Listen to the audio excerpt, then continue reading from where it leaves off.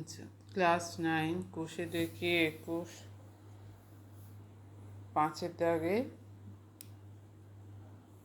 4 log x square x into log y square y into log z square z এর মান দেখাতে হবে 1/8। আচ্ছা, এখানে দেওয়া আছে log x স্কোয়ার x, এটাকে কীভাবে লেখা যেতে পারে? 1/1 করলে কী হবে? এক্স স্কোয়ারটা এক্সের জায়গায় চলে যাবে, এক্সটা এক্সের জায়গায় এই এক্স স্কোয়ারের জায়গায় চলে আসবে, মানে এক্সটা চলে আসবে 1/, এখানে 1/, করলে আর এক্স স্কোয়ারটা চলে যাবে এখানে, তাহলে 1/log এক্স স্কোয়ার।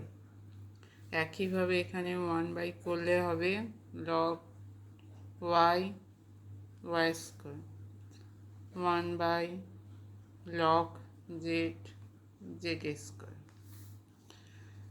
তাহলে 1/, মাথায় পাওয়ার 2 পাশে বসে যাবে log x,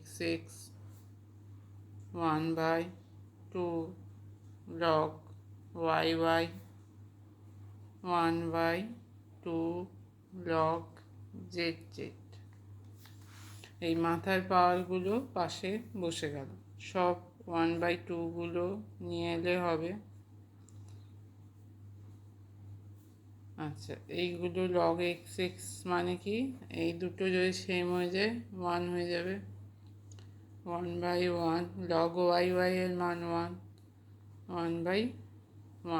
log z এর মানও 1, তাহলে 3টে গুণ করলে হবে 1/8।